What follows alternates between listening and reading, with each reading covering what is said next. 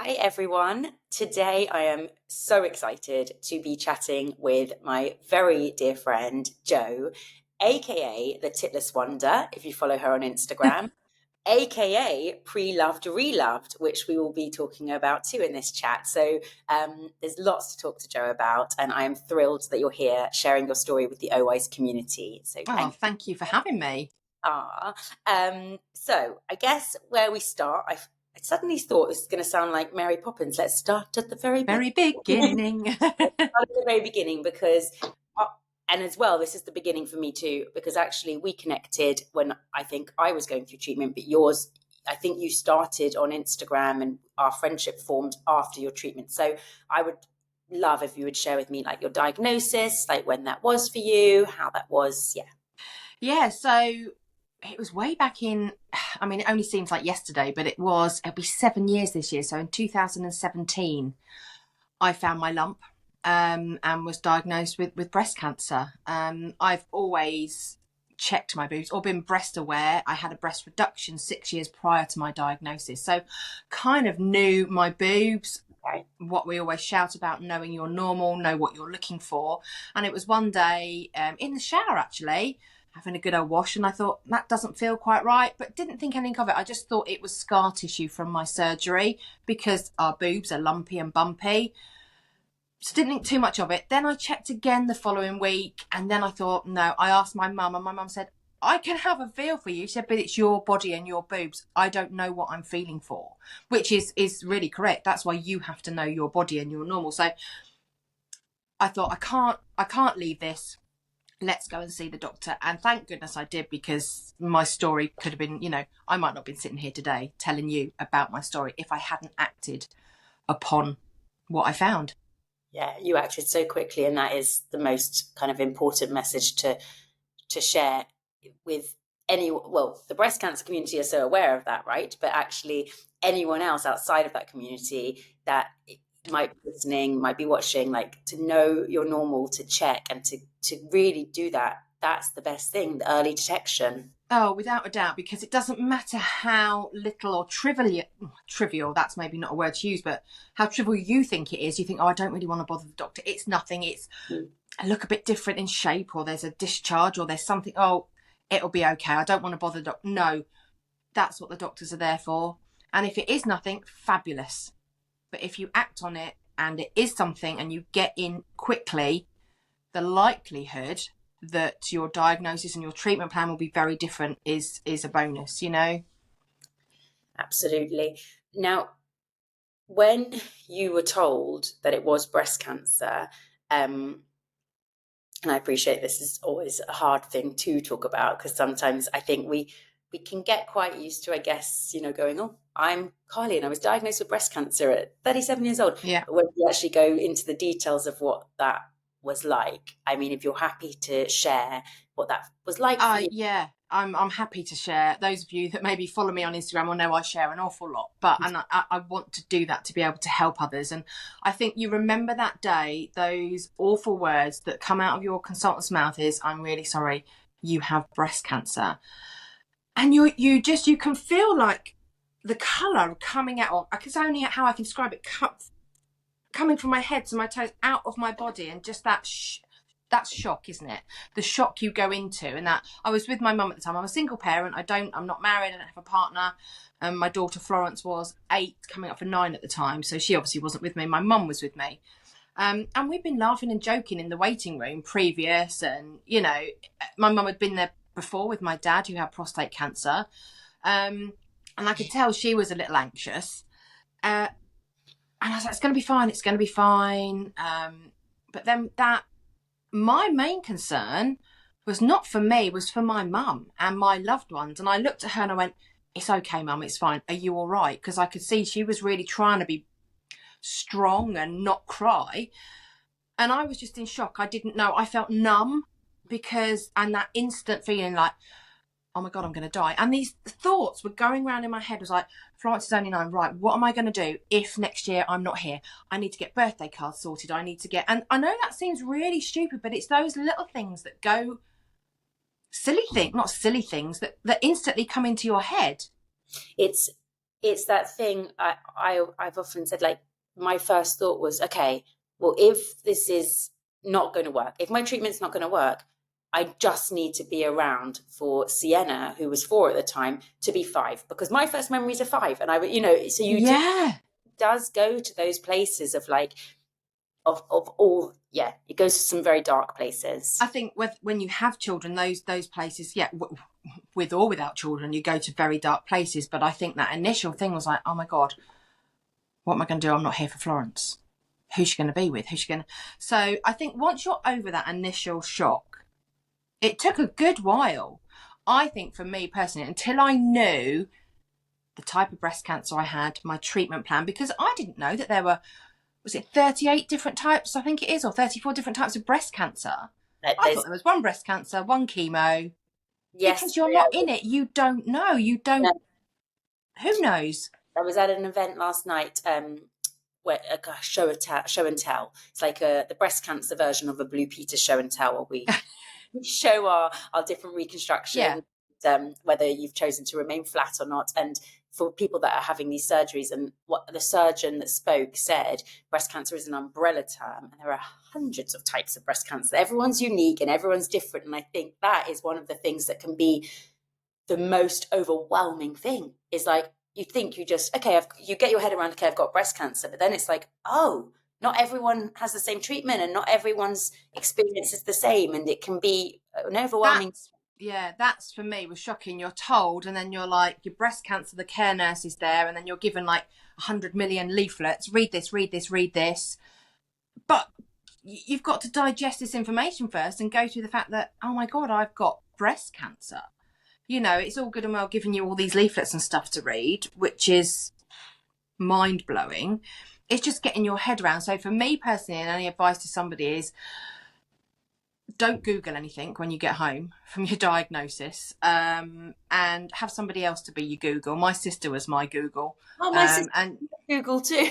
yeah, she, because Google. you get all these long words and the diagnosis, and I was grade 2 and it was microcapillary and ER positive and, HER2 negative. And it's just like, what does that mean? You don't understand. And that is what OWise, if I'd have known about OWise when I was going through treatment, would have been amazing, because you've got that glossary of all the medical terms and what they mean. Yeah, It's such a fabulous tool. And I wish I'd have known about it. I didn't know about it either at my diagnosis, and that is exactly the thing, is to have these chats, to bring more awareness to what they do, because what it is, and it is so powerful to be able to make something that is complicated seem digestible at a time when you have just received the worst news ever, and your brain just goes, I can't understand anything that's being said to me. Like, you can't take it in. You just goes to It's about having that knowledge, and that knowledge is power, and understanding your treatment. You just want to get on with it. And for me, once I knew my diagnosis, the type of cancer I had, my treatment plan, it hadn't spread any further. It was in my lymph nodes and my breast, but it hadn't gone any further. I'd had my PET scan. I knew where I was going. I was like, right, let's hit the road, hit the road running, and we're going to fight this. I'm not going to let it beat me. I'm quite an extremely positive person, and I wasn't going to let this get me. Yeah, don't get me wrong, there were incredibly dark days, and there were days where it was like, oh, I can't do this anymore. But you just find that inner strength from somewhere, and you think, I'm going to kick its butt. I'm not letting this get me. Yeah. I'm too young. I was 43 at the time. 42. Yeah, 42, not 43. So, yeah. And did you have your surgery first, or was it chemo first?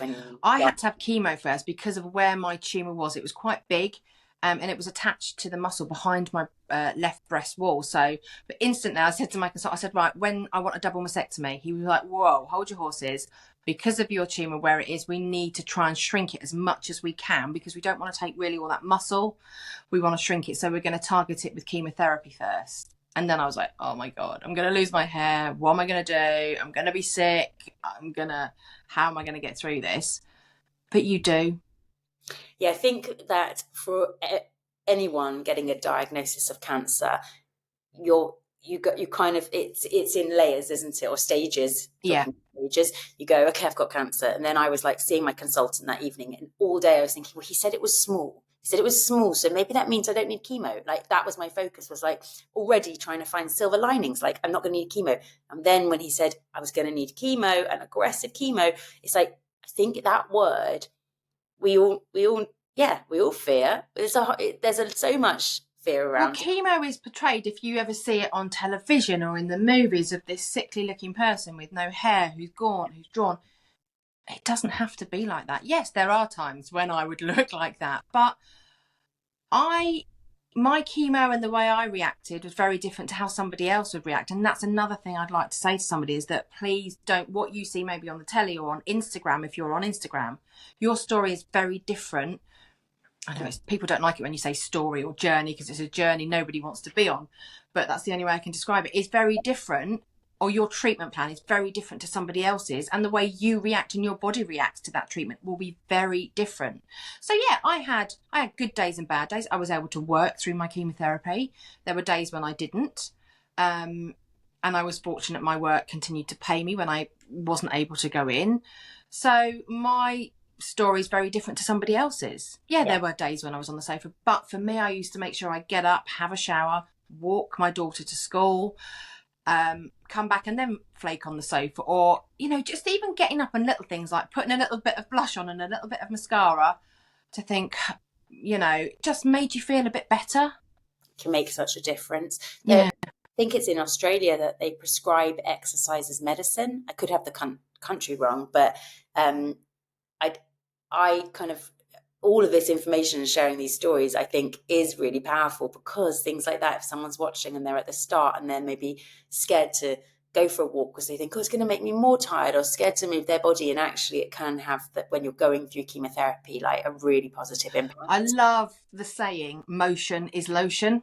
Ooh, and for me, it is so important. You know, I still have good days and bad days where my body aches from the medication I'm still on. But I find when I'm walking, you don't have to go for a 5-mile run. You don't have to go for a hike. Just a gentle pace or a fast-paced walk will do your body the world of good. Even if you think, I don't know if I can do this today, but you go out the door, you walk 5 minutes down the road and you think, I'm done. Yeah. You've done 5 minutes. Yeah. Just to do something rather than lying in bed, making yourself feel worse. Even if you do feel awful, get up, shower, you've got up and you've got out of bed.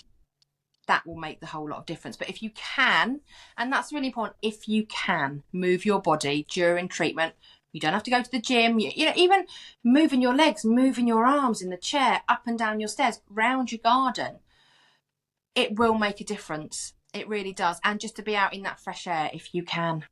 Yeah, exactly. And it's like, and being kind to yourself. If there is a day where you're so fatigued, if I had a bit of a pattern to my my kind of response to chemo, and there was a day when I had the AC that completely floored me, and literally like, every muscle in my face felt tired, and there was no way I was going to be getting, it was enough to get up to go to the toilet that day, but then the next day felt a little bit brighter and was able to go for walks. So it is about, kind of like you say, listening to your body, and if you can then get outside.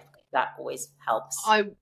One tip as well I was given by my oncologist was, you're going to be given steroids, you're going to be buzzing, you're not going to be able to sleep, is don't go to bed and fight that sleep, because if you're lying there and you're willing that sleep, it's not going to happen. Your body's wired. It just felt like the biggest hangover for me. So her advice to me was like, find a good box set, get your duvet, get on the sofa, get comfortable, and if you drift off to sleep, you drift off. Whether you have half an hour, 2 hours, that's better than no sleep at all and fighting it. So that's such good advice, because that steroid high after you have your treatment, and I would lie in that bed thinking, come on, sleep, where are you? Don't do that. And that's the worst thing to do. And even now, if I've got something going on and my mind's buzzing, I will get up and maybe do something, or come and lie on the sofa and don't fight it. Some sleep is better than no sleep. Excellent advice. So in chemo, did you kind of, you said you worked throughout, like did you cold cap, or because I obviously know you after and know that your hair has not returned, but I don't know if you cold capped or if you tried it. So I didn't cold cap, unfortunately. And I wish I'd have tried it. I wasn't given much advice at the beginning. It was in you go, chit chat with the nurse, who I cannot fault. They were amazing. The oncology team, the nurses and the staff were brilliant. But I wasn't given much information. I was given a leaflet. We do have cold caps available. There's some information on it. And that was it. And it wasn't really talked about or discussed. So I came away thinking, oh my God, I've heard so many horror stories about that. It's too cold. It's too painful. No, I want to get in. I want my treatment and I want to get out again. My hair will go back. Little did I know, 7 years down the line, or 7 years this year, that, you'll see I've got fluffy hair, but it's very fluffy, very fine. And I recently found out I have what's called PCIA, persistent chemotherapy-induced alopecia. So my hair will grow, but there are patches where it doesn't grow back. And the certain type of chemotherapy I had, Docetaxel, is proven, especially in post-menopausal women, that your hair will not return. So that is a lot to find out post going through everything. And I guess, have you had moments, of, I guess, I don't know, like, have you felt angry that you weren't told? Have you felt just a sadness around the situation? Or is it just you've put that into this passion to let people know? I think because I've lived with this for so long, this has become my identity, if you like. My scarves have become my hair. The only way I've ever known you. So I know. And I like it. I like it. Rockets. And in the summer it's great because I've got no hair. I can just, if I don't want to wear scarves and it's hot, I don't have to. And I'm comfortable with that. But what makes me cross and angers me is that I was pushed from pillar to post. I was sent to a dermatologist who, bless him, prescribed me minoxidil and mousse that I tried, and I had to spend money on this because it's not on the NHS, the products. I've been told to try so many different things and it will grow back. The tablets you're on, once you stop those, it could. So I'm massaging and doing so many different things to no avail and spending fortunes and thinking, living on hope that it'll be all right. So I'd let it grow to a certain stage and I think, this isn't me. So I would shave it to a number 2 myself and wear a headscarf. Think, it will happen. And it didn't. And it wasn't until I went and saw a trichologist, Philip Kingsley, that he actually told me and said, I'm not going to sit here and say, yeah, it's going to grow back. He said, your follicles are dead. It's not happening. I'm sorry, it's not the news you want to hear, but... And I came out that appointment fine. It wasn't until I got home that I actually burst into tears. It was weird because it was like that final... it was final. That's it. I got the answer. Finally got the answers that I needed. Now I know what isn't going to happen. So you actually probably were able to just have a bit of a grieving moment. Like, okay. Yeah, it was a really strange reaction because I have been positive and I'm like, it does, I've got my health. And for me, I'm alive and I'm here. I'm still cancer free. So who needs hair? Who needs boobs? Who needs hair? You're amazing. And I often tell you that, and I really find so much inspiration from finding you through Instagram. Oh, bless you. That we've met many times. We've trekked in the Sahara, not in the same team. We did that massive adventure together.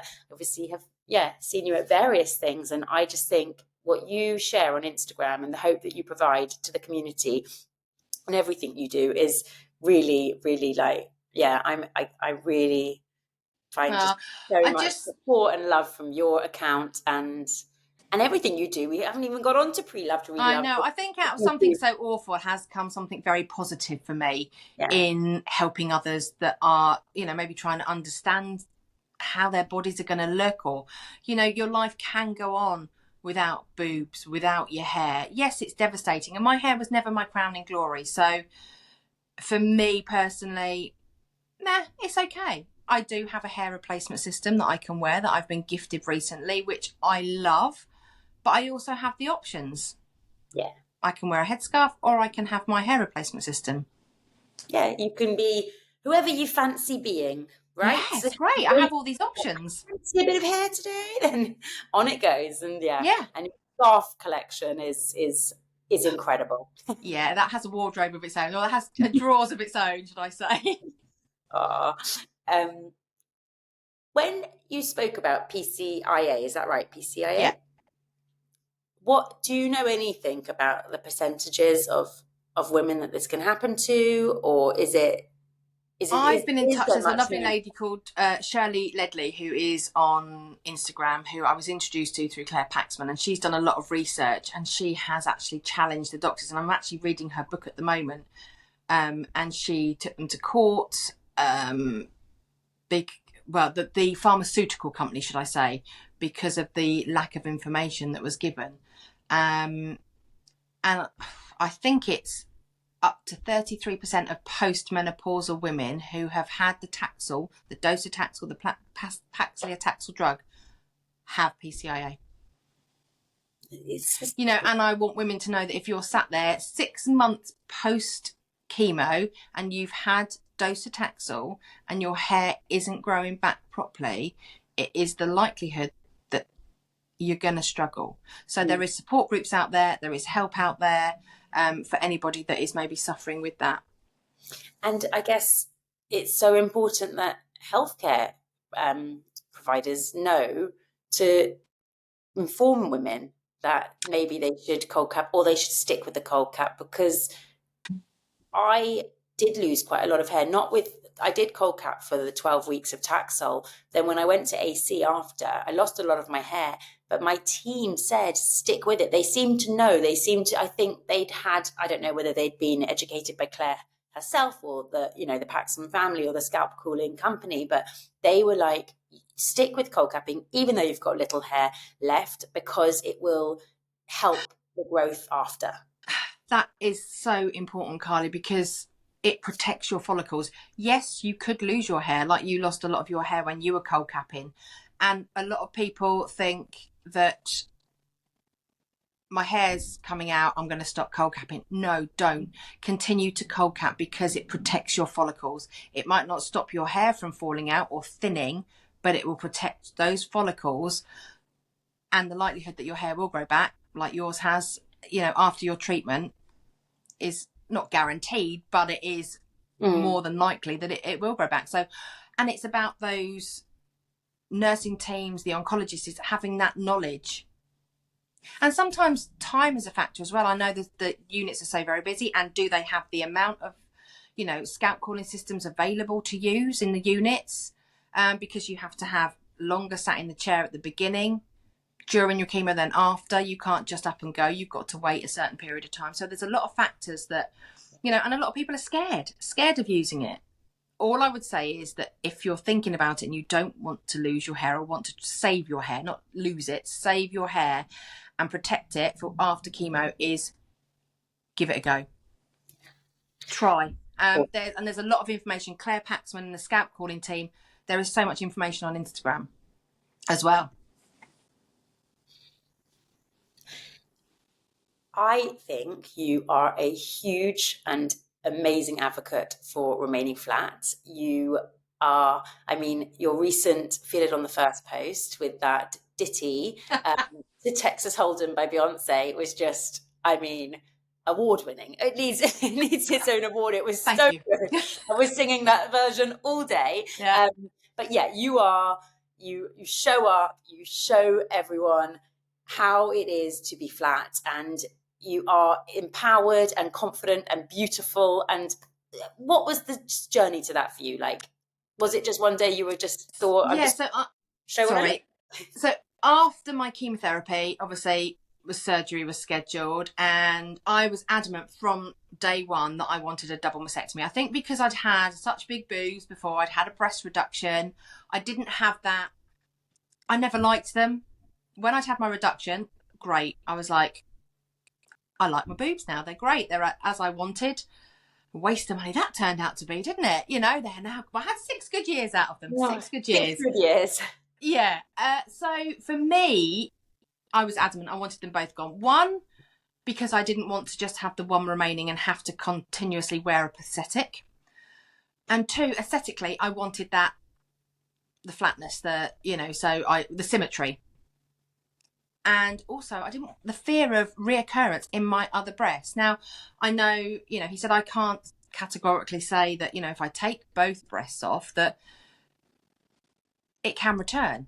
You know, I'm not naive to the fact that it can return elsewhere as a secondary. It could return within my scar tissue. You know, you still have tissue there, and they obviously took as much as they could away. So I still have to check my scars regularly under my arms, and look at my body to make sure that, you know, it is the same every month. That's why I will shout out about it from the rooftops on my Instagram.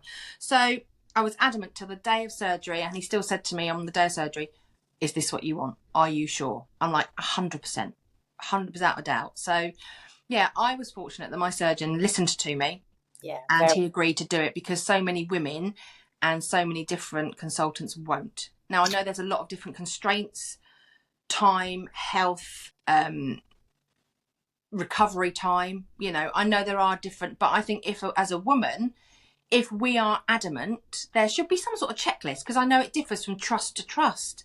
And I've had women that have contacted me saying, who was your surgeon, that live within my region and have been referred to him, and he's agreed to do it. The surgeon last night was saying that if you have to jump through more hurdles if you don't have a gene to have a double mastectomy, basically. And like you're saying, it does pose that question of how, if a woman has a breast cancer diagnosis and wants to remove both breasts, and that is, it's down to that woman. And like you say, there should be things in place to allow more women to have that option. I think there should. And I think, you know, I know some women who have then had to go on to have, is it not psychotherapy? I don't know what. I know what you mean. Just to have chats with somebody to make sure they're doing the right thing, they're of sound mind, and they're not just doing it on a whim because they don't want the cancer to return. That is the main fear, I think, for a lot of women. They've got one breast, and I know women, you know, I'm not scaremongering here, that have had one breast removed and it has returned in the other. And it's not a high percentage, but there's a couple of women I know that has happened, and I think that is the main fear for a lot of women, that oh my god, it's going to return in the other. So for me, it was never a doubt. I wanted them both gone. So, and because I had to wait from when I'd had my surgery to my radiotherapy, he wanted me to heal properly and to make sure all my scar tissue had healed and everything was good before I had my radiotherapy. So I had to wait it was just under a year, and I'd lived flat for a year, and I thought, I don't want reconstruction. Do you know what? I've lived like this. Has it changed me? Yes, physically, obviously. Has it changed my life and what I do? No. Do I wear different clothes? No.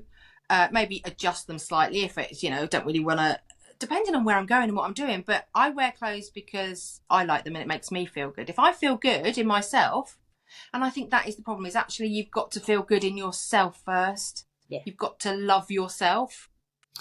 Did you before breast cancer? No, not really. Not that I didn't love myself. I thought, I look okay. But having gone through that, I've got such a love for my body, that actually what it's been through, it's got lumps and bumps still, and I've post-menopause, and I've had a full hysterectomy as well. But I live my life. I'm alive and I'm here, and I think that is so important. And that's true. That shines through everything you do. It definitely does. And it's a powerful message to share to people. And it is tough, and it will be tough for some women. I understand that. Now, would I have, if I'd have opted for surgery first, this is what I always think, if I'd have had to have surgery first and he'd have said, I'm going to give you a double mastectomy and we'll do reconstruction at the same time, would I have had reconstruction? I don't know, because I wouldn't have lived flat for so long. So I think that is, from a consultant's point of view as well, when the woman says, I want a double mastectomy, that decision then can't be, it can be reversed if, you know, if not reversed, if you've got enough skin there to have the reconstruction. But so that always sometimes plays on my mind. I think, I wonder if I would have had reconstruction if I'd have had to have that first before chemo. Because I think, well, again, going back to the event yesterday, they're so powerful to give women the opportunity to meet people that have had these surgeries I didn't have that. I went through all my treatment, majority of my treatment in lockdown, and Yeah. had my surgery during lockdown of 2020.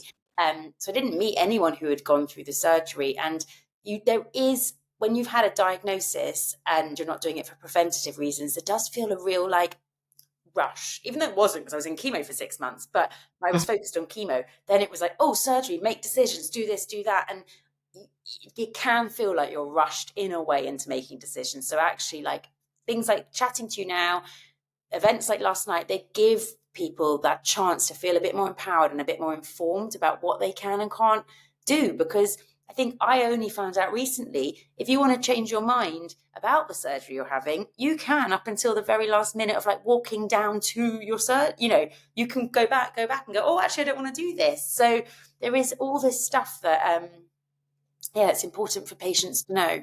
Yeah, without a doubt. And it is so, again, my body will look so different to somebody else's body, and my scars, and people say to me, oh my God, your scars are so neat, they're so flat. And some women I see, their scars are very bumpy, it's not a very nice thing to say, but look like a Cornish pasty, because it's been, and it looks, everybody is different. But you can go back and you can ask for, I had to have tidy up surgery because I was left with skin under my arms. And I knew I wasn't going to have reconstruction, so he removed that excess skin. I have virtually full movement now, which is, great. I don't have any problems, and I'm totally flat, and that's okay as a woman. Boobs do not define us as a woman.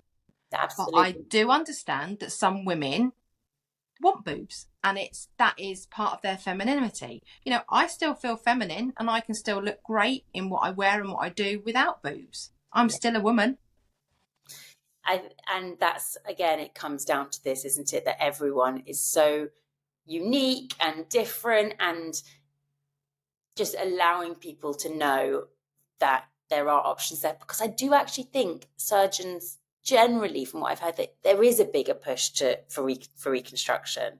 And maybe that is because they think it will be what the person, maybe it's an assumption, I don't know. But actually there's not, like last night they did say, women do not have to have reconstruction. You can choose to remain flat, but it almost sometimes feels like they mentioned something called Flat Friends. Are you on Flat Friends? Yeah, Flat Friends is a group. Yeah, there's a group on Facebook and Instagram called Flat Friends. So there's a lot of help and advice on there.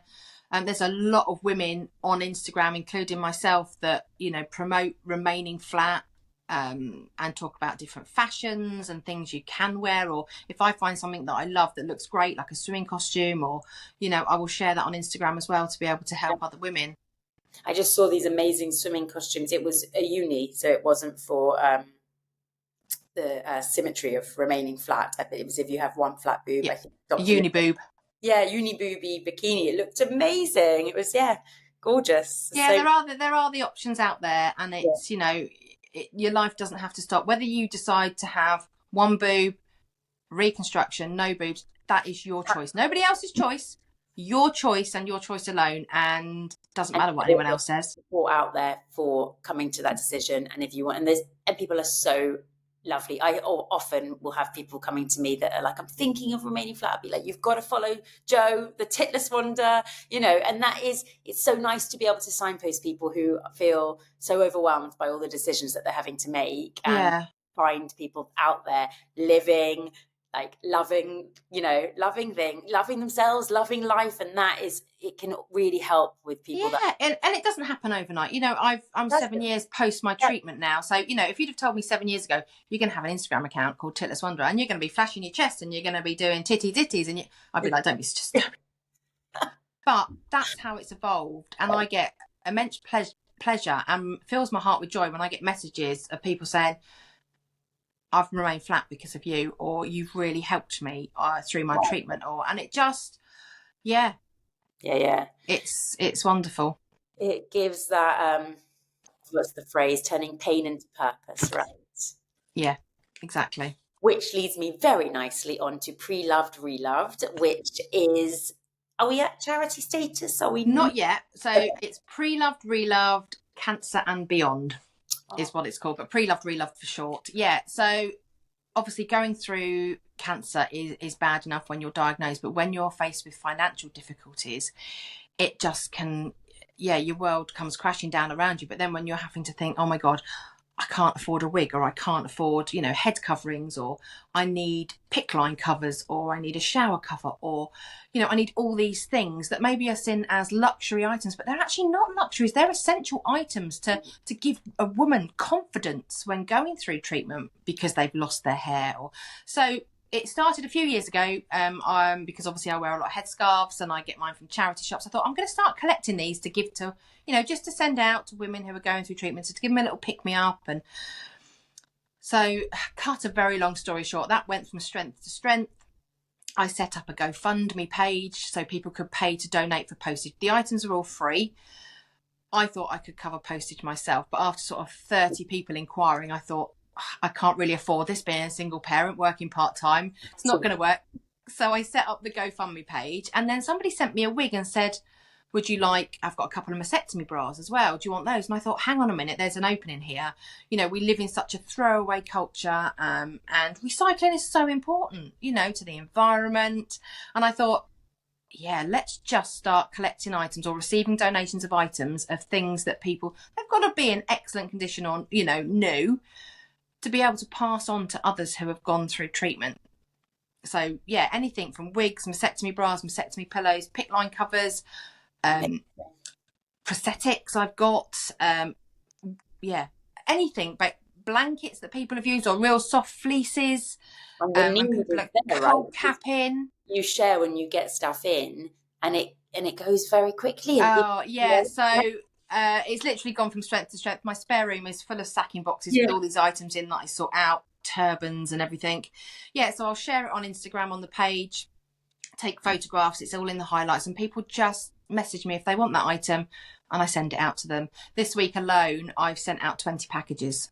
So beautiful, and it's so nice, I think, for people who have finished, for want of a better word, like you were saying earlier about journey, their journey, and they have, there's stuff that maybe reminds them of their time, but they are putting, they're closing that chapter almost and trying to move on and bring parts of themselves with them, but to be able to pay that forward to someone else coming through. It really highlights the beauty of the community in general, I think, and how there is this sense of everyone wanting to help in whatever way they can and support in whatever way they can. And it is just a really beautiful way to do that, I think. Yeah, it really is. And that has been the message as well. And of people who have emailed in. I've got a little website that I've set up. So not everyone's on social media. There's posters in oncology units that I send out to people. But generally the messages are like, this is brilliant. I finished my trial. I'm so pleased I'm able to share this with somebody else, which is great. And all the items do get passed on, and people are so grateful. Yeah. So grateful. I had a mother last week message me who's got 4 children. She said, I'm out of work. I can't work. I'm struggling. Can I please have?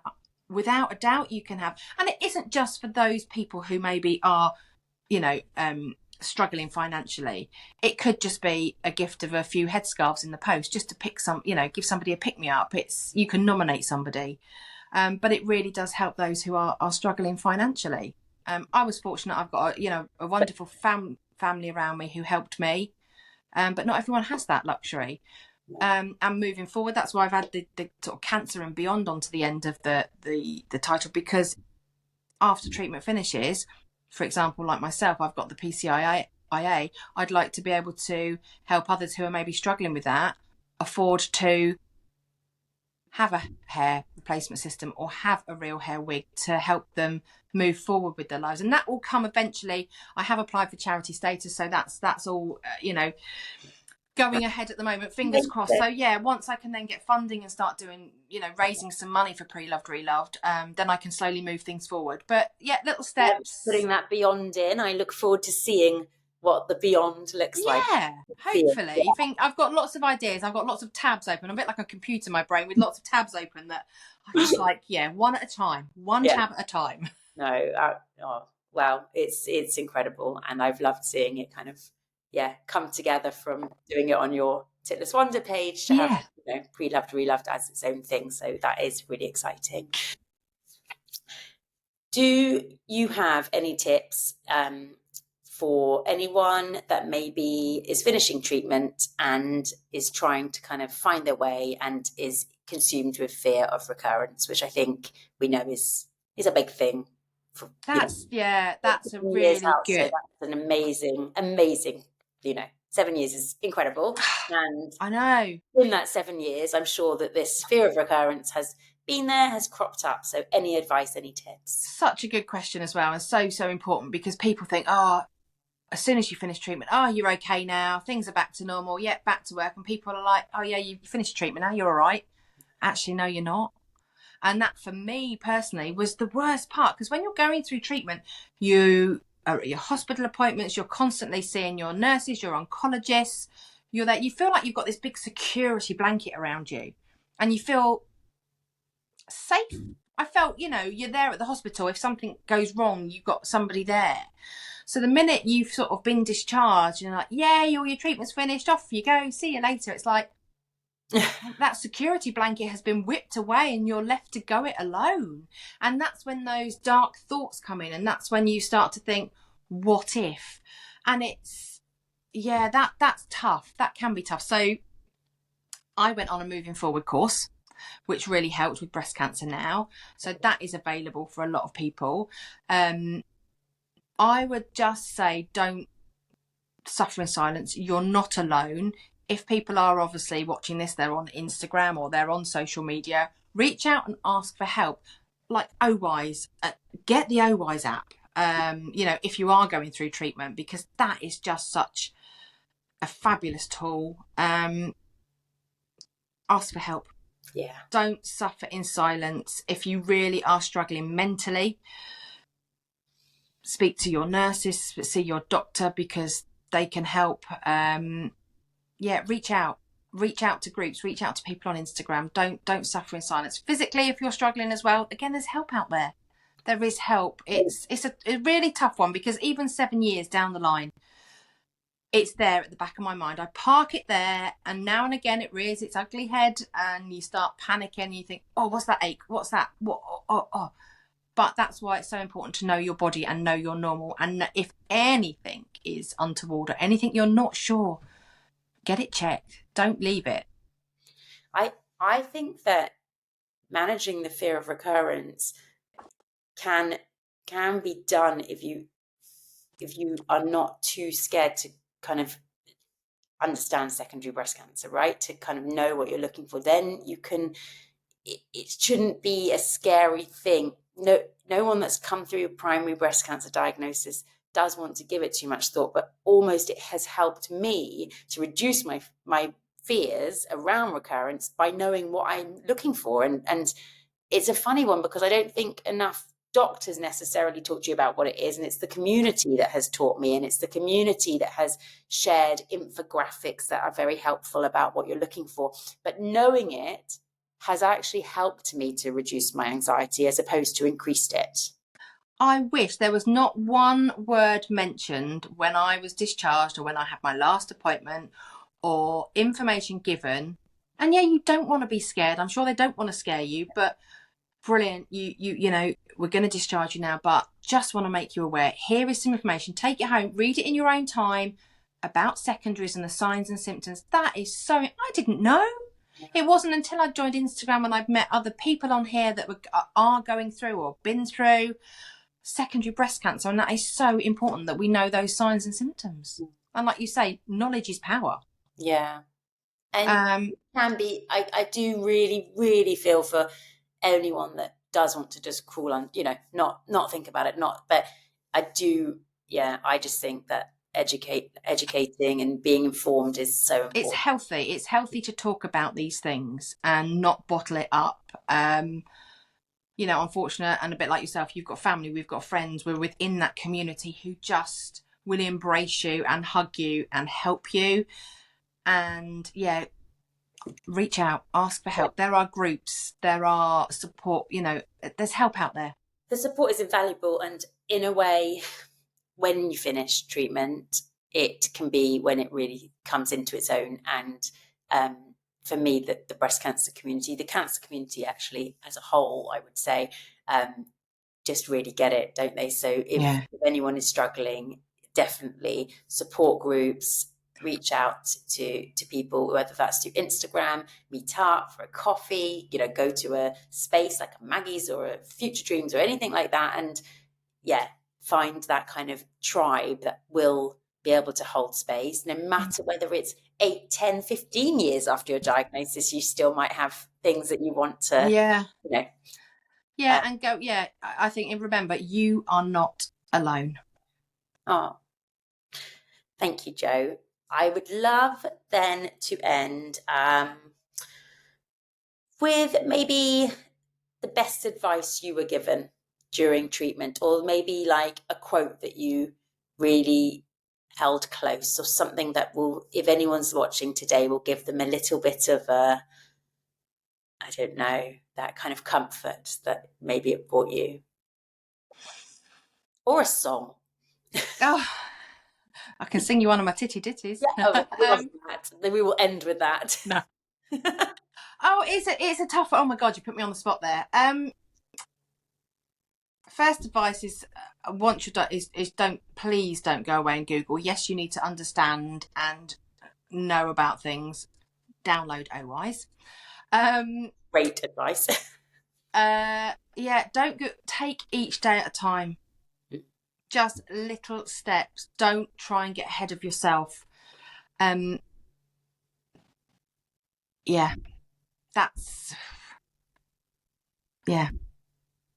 take each day. Take each day as it comes. Listen to your body. Be kind to yourself, and take help when it's offered. You can't do everything. If people want to give help by making you a meal or taking your children to school, take that help. Absolutely. Yeah. Oh, thank you so much for chatting with me and sharing your story with the OWise community. I am sure it's going to help. Thank you for having me. And just if anyone wants to talk about remaining flat or has any questions or queries, my inbox is always open. I might not be able to answer questions straight away, but we'll share your details. But if you want to say now where people can find you, Instagram, Titless Wonder. You'll find me. Or Preloved, Reloved. There's a link on my Titless Wonder account to that. So you'll see me. But my inbox is always open, and if I can help, I will. If I can't, I will forward you or pass you on to the right people that can. Thank you, Jo. You're amazing. Love chatting to you today, and I will see you soon. All right. Bye. Bye.